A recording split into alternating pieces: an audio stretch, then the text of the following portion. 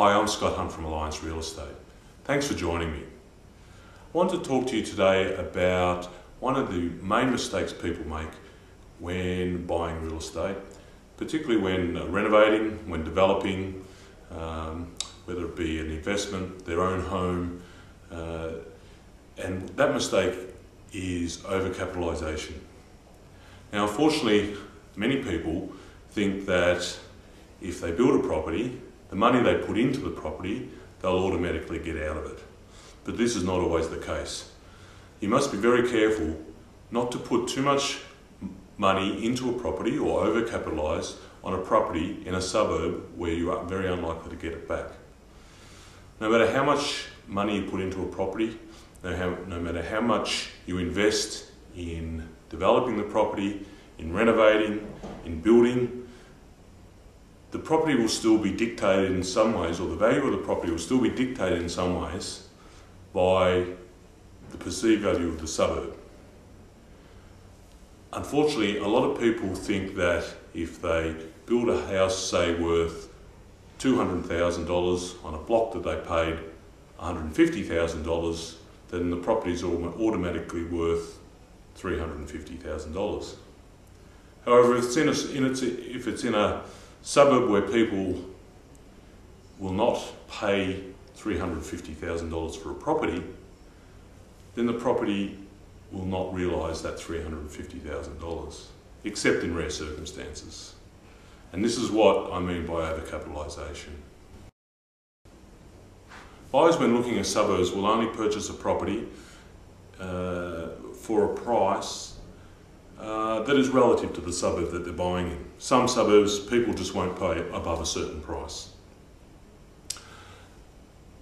I always say to clients, I often say to clients, if you can build the Taj Mahal in suburb X, but if people aren't willing to pay that type of money for a property in suburb X, you've overcapitalised.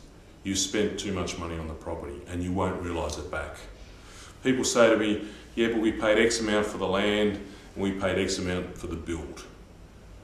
We put the two prices together and automatically we expect a return of those two values.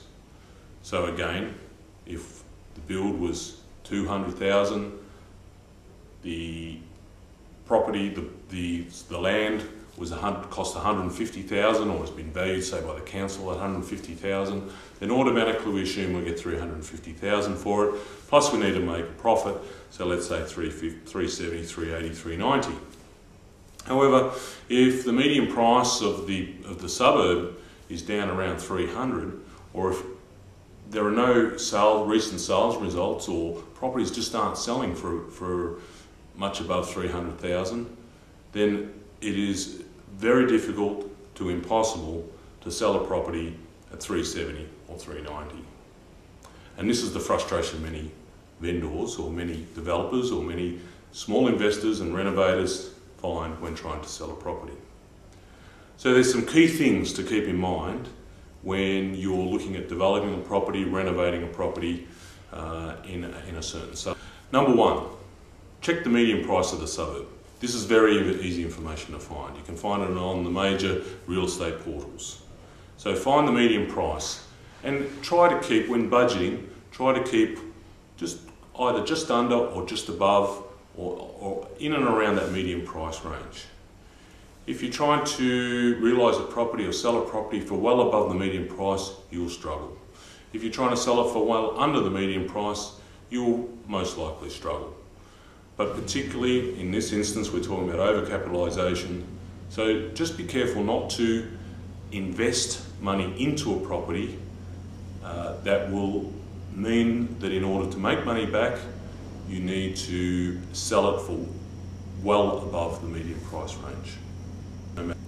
Check what other properties are selling for in the area. So if you like, check what the competition's doing. So when you're budgeting, have a look at what you think you're going to have to get back for it, then go onto the real estate portals and just do a quick search. Do a search and see what properties are selling for in that area. Again, if you need to make back $390,000 and there are no properties for sale in that suburb for $390,000, well then it's most likely that buyers aren't going to pay $390,000 for your property, no matter what you think, how much money you've invested into it. People simply, in that price range, simply do not want to live or invest in that suburb. The third point, or the third thing to make sure you do, is discuss with a professional, with a real estate agent, with some sort of professional advisor, an advocate or an agent, or someone who knows how to properly and professionally gauge what your property might be worth and what it might be worth to invest into the property. It never hurts to get a professional opinion, and often you can get a professional opinion for free. Finally, set a budget and stick to it. Don't get carried away in the emotion. Don't get carried away by the renovation shows and come back with the lightest idea. Don't go down to Bunnings or somewhere like that and bring back, more than what you've budgeted for. Make sure you set a budget and stick to it.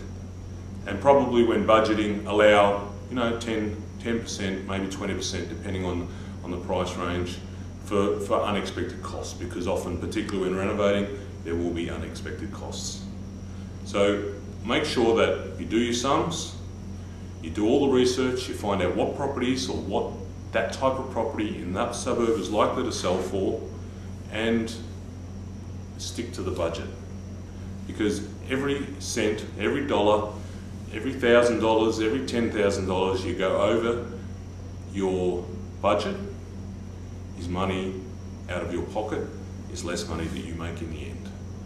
And let's face it, we all have fun doing these things. You love to renovate, you love to develop, you love property, you love all these things, but we need to make money to survive. So there's no point going in by the seat of your pants and hoping for a good result at the end. So then my tips on how to avoid overcapitalisation. Make sure that you do your research, make sure that you know what your property is going to be worth in that suburb. And don't get fooled that if you put the money into it, you'll get the money out of it, because people will only pay a certain amount in a certain area.